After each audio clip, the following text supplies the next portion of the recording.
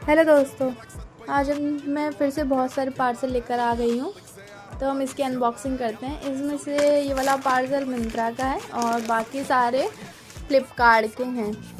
1 2 3 4 5 parcel Flipkart के हैं और एक पार्सल मिंत्रा का है, जिसमें ये एक्चुअली ओपन बॉक्स डिलीवरी थी। तो डिलीवरी बॉय ने ओपन कर दिया, तो इसलिए मैं आपको खोल के दिखाती हूँ कैसे आए हैं ये सूट। ठीक है, और इसमें भी देखते हैं कि इसमें भी क्या है। बाकी इन 2 पार्सल में भी चेक करेंगे और इसमें भी कि क्या है। तो चलो इसे हम ओपन करते हैं।